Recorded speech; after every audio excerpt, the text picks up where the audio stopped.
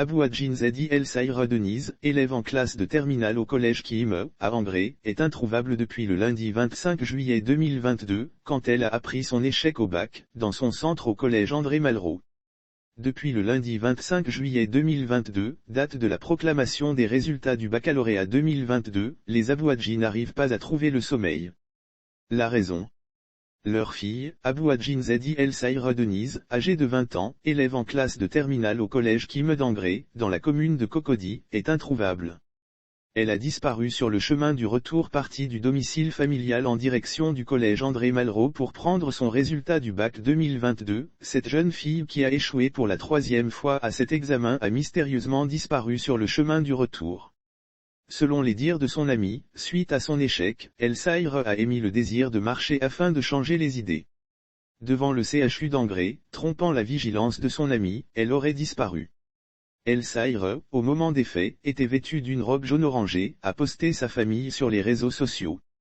Afin de nous assurer de la véracité de la disparition de la candidate malheureuse, nous sommes entrés en contact avec sa mère biologique qui nous a fait savoir qu'elle réside à Biétry et que sa fille Abouadjine Zedi El Saïra Denise vit avec sa petite sœur, sa tante, à Angré.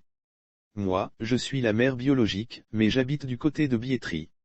Ma fille, par rapport à l'école, habite avec ma petite sœur, à Angré. Je ne connais pas ses amis. Donc c'est sa tante qui peut vous en dire plus, nous a-t-elle dit au téléphone. Sa tante jointe à son tour, ce mercredi 27 juillet 2022, nous a informé qu'elle a saisi la police, la veille mardi. J'ai porté l'affaire à la police, au commissariat de police du 35e arrondissement. Donc on la cherche. Ses quelques rares amis sont à sa recherche. En effet, c'est une petite qui n'a pas beaucoup d'amis. C'est donc facile de contacter ses rares amis. Elle est assez renfermée. C'est un peu cela qui nous inquiète, confie-t-elle. On ne peut pas rester les bras croisés, connaissant les problèmes de sécurité dans le pays. Pour sa tante, c'est la peur, la honte, qui serait à la base de sa disparition. Mais on ne peut pas rester les bras croisés, connaissant les problèmes de sécurité dans le pays, ajoute-t-elle. À la question de savoir si sa nièce ne serait pas allée chez son petit ami, elle a fait cette précision.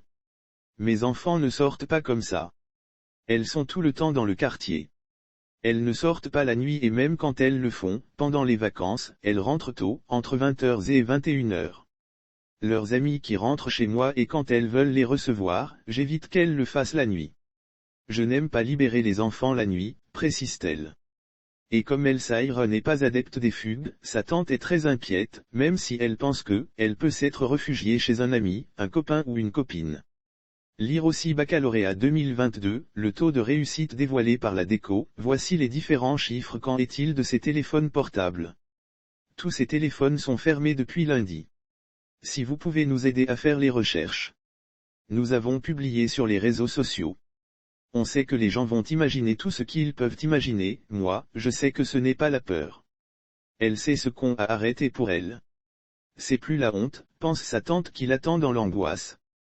Sauf autorisation de la rédaction ou partenariat préétabli, la reprise des articles de l'infodrome.com, même partielle, est strictement interdite. Tout contrevenant s'expose à des poursuites.